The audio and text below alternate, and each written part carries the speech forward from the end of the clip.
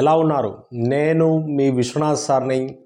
ఇవాళ మనము గత సంవత్సరం అంటే డిఎస్సిలో జరిగినటువంటి మోడల్ పేపర్స్ని ఎక్స్ప్లెయిన్ చేద్దాం.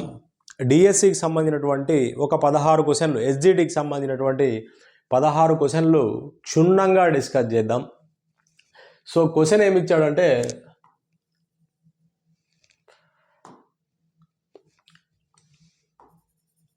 క్రింది వాణిలో సత్యం కాని ప్రవచనాన్ని గుర్తించండి అన్నాడు. సత్యం కాని దాన్ని అంటే రాంగ్ అయిన దాన్ని ఫైండ్ అవుట్ చేయాలి. ఒక సంఖ్య యొక్క కారణాంకాల సంఖ్య పరిమితం, కరెక్టే ఇది.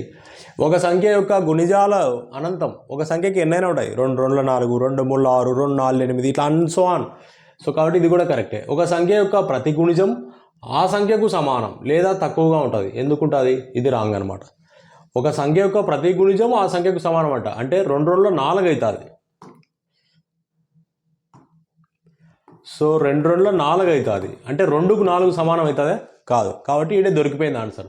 So this is our answer. So right, next question చూద్దాం. ఒక క్వశ్చన్ చూడండి. 88 స్క్వేర్ మరియు 89 స్క్వేర్ మధ్య గల పూర్ణ సంఖ్యల సంఖ్య అన్నాడు. సో ఎప్పుడే కానీ ఇట్లా పూర్ణ సంఖ్యల సంఖ్య అడిగినప్పుడు మనం ఏం చేయాలంటే 88 స్క్వేర్ మరియు 89 స్క్వేర్ అంటే స్క్వేర్తో మనకేం సంబంధం లే. సో క్లియర్గా 88 + 89 యాడ్ చేయి. యాడ్ చేస్తే ఎంత అవుతుంది? 80 80 160 9 8 ఎంత? 17. అంటే 177. ఫైనల్గా -1 వేసేయి, అంటే 176 is our answer.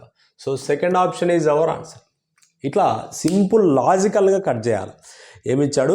88 square + 89 square. 88 square మరియు 89 స్క్వేర్ మధ్య గల పూర్ణ సంఖ్యల సంఖ్య అంటే వాటి మధ్య ఎన్ని నంబర్లు ఉంటాయంటే 176 నంబర్లు ఉంటాయి. అర్థమైందా? సో రైట్, నెక్స్ట్ క్వశ్చన్ చూద్దాం. ఒక త్రిభుజంలోని కోణాలు 3:4:5. సో అయితే అతిపెద్ద మరియు అతి చిన్న కోణాల మధ్య తేడా అంట. త్రిభుజంలో 3 కోణాల మొత్తం ఎంత? 180 డిగ్రీలు. సో కాబట్టి 3:4:5. సో 3 + 4 ఎంత? 7. 7 + 5 ఎంత? 12. మొత్తం 3 కోణాల మొత్తం 180 డిగ్రీలు. సో 12 × 15 చేస్తే 180 వస్తుంది. 12 × 15 చేస్తే 180 వస్తుంది.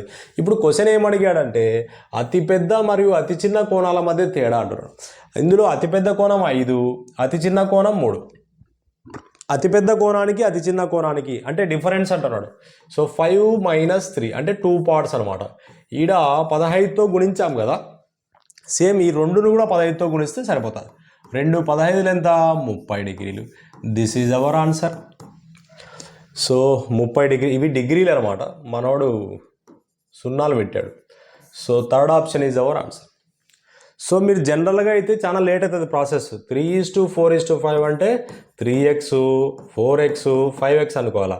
3 కోణాల మొత్తం 3x + 4x + 5x. త్రిభుజంలో 3 కోణాల మొత్తం ఎంత? 180. ఇప్పుడు x వాల్యూ ఫైండ్ అవుట్ చేయాలి. 3 + 4 7, 7 + 5 12. 12x = 180.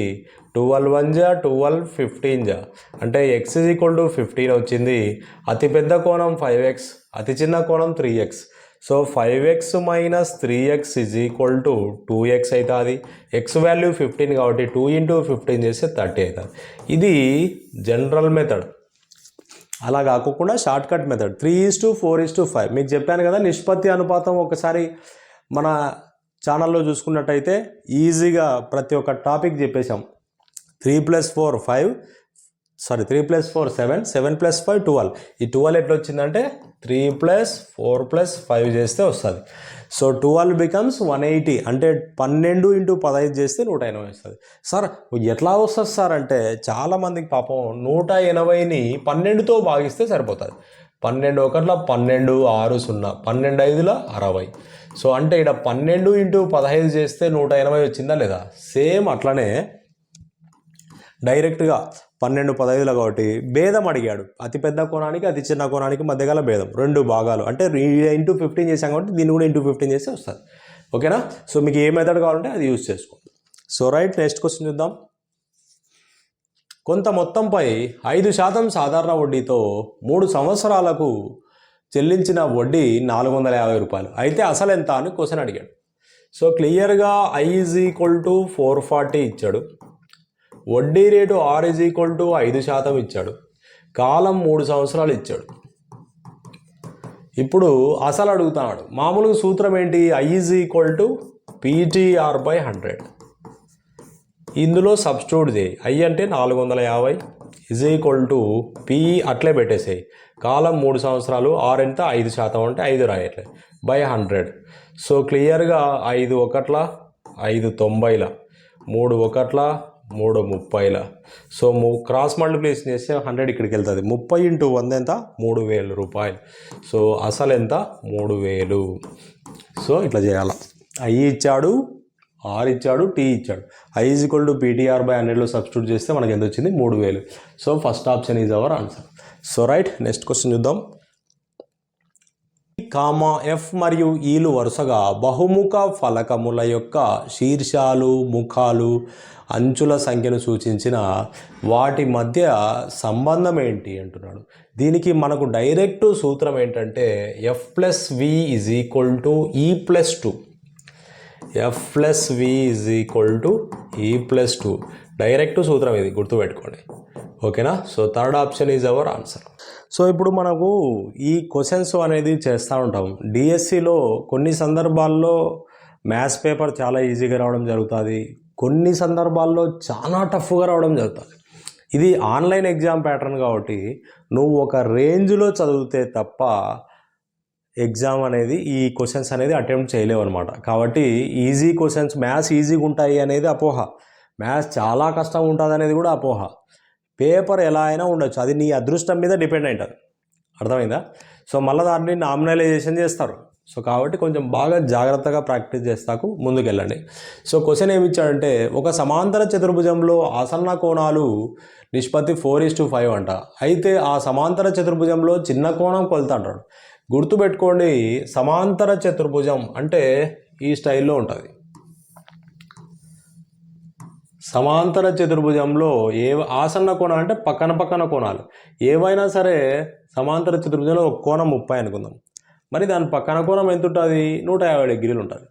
అంటే దాని అర్థం ఏంటి? సమాంతర చతుర్భుజంలో ఆసన్న కోణాల మొత్తం ఎంత? 180 డిగ్రీలు అనమాట. ఈ పాయింట్ గుర్తుపెట్టుకో. సమాంతర చతుర్భుజంలో ఆసన్న కోణాల మొత్తం 180 డిగ్రీలు. సో కాబట్టి క్వశ్చన్లో నిష్పత్తి చేయాలి. ఆసన్న కోణాలు నిష్పత్తి ఇచ్చాడు 4:5. 4 + 5 ఎంత? 4 + 5 ఎంత? 9 అవుతుంది. సో 180 డిగ్రీలు కదా, 9 బికమ్స్ 180 అంటే 9 × 2 = 18, అంటే 9 × 20 చేస్తే 180 అవుతుంది.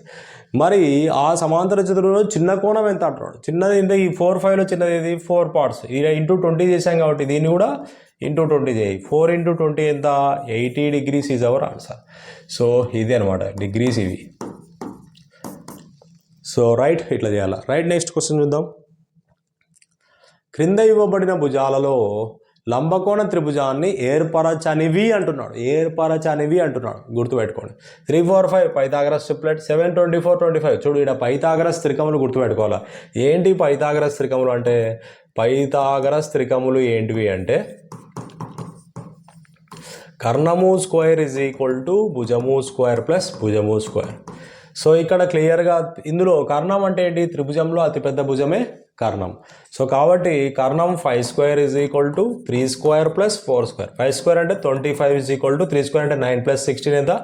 25. 25 ఈజ్ ఈక్వల్ టు 25 ఇట్లా రావాలా. LHS is equal to RHS అయితే అవే పైథాగరస్ త్రికములు అనమాట. సో నెక్స్ట్ 11, 60, 61 ఈ రెండిట్లో చెక్ చేద్దాం. సో సేమ్ పెద్దది 13² is equal to 8² plus 12². So కాబట్టి కర్ణము square is equal to 169 is equal to 64 plus 144. ఈ రెండు యాడ్ చేసి ఎంత వస్తుంది? 208 అవుతుంది. ఈ వాల్యూ ఎంత? 169.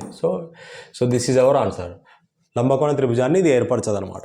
కాబట్టి 8, 12, 13 ఈజ్ అవర్ ఆన్సర్. సో ఇట్లా చేయాలన్నమాట. సో రైట్, నెక్స్ట్ క్వశ్చన్ చూద్దాం. L, M మరియు Nలు ఒక తలంలోని 3 రేఖలను సూచిస్తాయంట. సో L, M, N ఒక తలంలోని 3 రేఖలు సూచిస్తాయంట.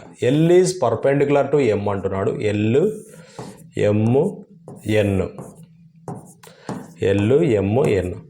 L is perpendicular to M. L అనేది Mకి లంబంగా ఉంటుందంట. M అనేది Nకి లంబంగా ఉంటుందంట. అంటే ఇట్లా.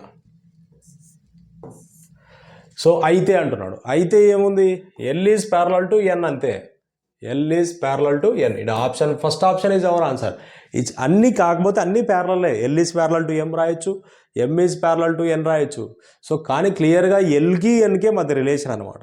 ఇక్కడ మధ్యలో లంబాలు ఇచ్చాడు కాబట్టి మనకు ఆన్సర్ ఏమొస్తుందంటే L is parallel to N అనేది ఆన్సర్ వస్తుంది. ఇది ఎల్, అది ఇది ఎం కాదు, 1 అని ఇచ్చాడు. ఎల్, అది ఎల్ ఈజ్ ప్యారలల్ టు ఎన్. మధ్యలో ఎంని అవసరం తీసుకోకూడదు అనమాట.